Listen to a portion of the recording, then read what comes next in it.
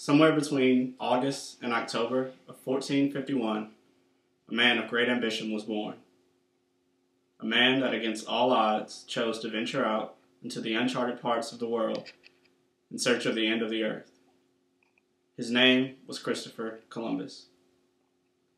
Under the watchful eye of the Catholic monarchs of Spain, Columbus completed 4 voyages to the American continents of the Western Hemisphere, which would foreshadow the colonization of the New World. Imagine the ridicule he and his supporters would have faced. Those that would easily dismiss his ambition and perseverance as irrational and costly. Now imagine what it must have been like proving them all wrong. The year is 2011. In the midst of global war, a sinking economy, and a government more likely to grant immunities to large corporations than the working class citizen, we still have those born from the same stuff of Christopher Columbus. Today, the new world is all around us. Space, the vastness of being, the singularity of modern science and human curiosity. What then, you may ask, is stopping us from crawling from our safe haven? What is keeping the most reluctant species confined to our own front yard? The answer is simple. We are. The fear of the unknown, greedy, short-term thinkers, interested only in capital gain, unwilling to see beyond our borders of existence. Without information, how can we blame them? How can we combat their otherwise impeccable logic? What is space? Who is NASA? What are they doing with our money? In the days of Neil Armstrong and Buzz Aldrin, we as a country had a firm idea what was going on and why. Space was important. But I say, space is still important, maybe more now than ever. Sometimes, a top-down perspective lets us in on more than we expect. For example, NASA is conducting some amazing experiments on how much time we have left in terms of exponential growth. How long can the Earth hold out? How long can it take us growing while it remains the same size? Colonizing the moon, space stations, and even gigantic elevators to space are the experiments that pique interest. But what about the astronauts that never make it to space? Simulations on sustaining life outside our atmospheric orbit are being conducted right here, right now. The steps to keep us alive past the life expectancy of our own world are being taken by the brave men and women of NASA and other space agencies around the world right now. Years of training to simulate what the curious void will do to you. After we discover a way to occupy space, we will inevitably discover a way to sell things there.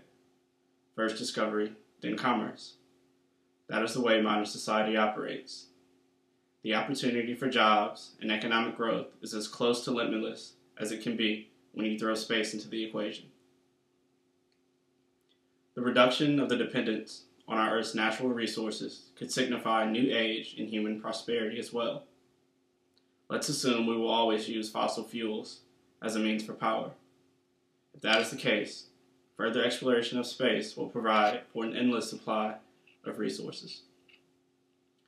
The exploration of space has also given us beautiful technologies that have made our lives better. Modern cell phones, Tempur-Pedic beds, and even Velcro are all products of space exploration and discovery. Just think about what can be waiting for us right around the corner. Maybe the most compelling argument one can make is the search for life. Everything we know about our galaxy formed has given us every reason to speculate on the existence of extraterrestrial life. Hard to argue for certain, but compelling nonetheless. The unwillingness to throw our hands in and say boldly that we have arrived sits close to the top of reasons why we must continue our journey outward. Gather our small victories with humbleness and accept that we are forever students of this galaxy. Inspiring a country, and more importantly, our government, to put money back into NASA will not come in the form of demonstrations of Tang or memory foams. No pictures of microorganic substances will convince them, but you and I can. 42 years ago, a country was gripped by what we call the space race. Parents and children alike huddled around their televisions and radios for new information and new discoveries. What then drastically changed that the term rocket scientist, once implied hero, is now used almost entirely as an insult? Our problems have never been so immediate. The time has never been more right now to get our provisions ready. Kiss our husbands and wives on the foreheads and set sail for our new world. The time has never been more right now to inspire children to grow up wanting to be scientists and astronauts, to look up at the sky with ideas and inspiration. The time has never been more right now to reach for the stars. Why is space important? The question was asked to JFK some years ago. He replied, "Why some say the moon? Why choose this as our goal?" And they may well ask, why climb the highest mountain? Why fly across the Atlantic? Why is exactly why.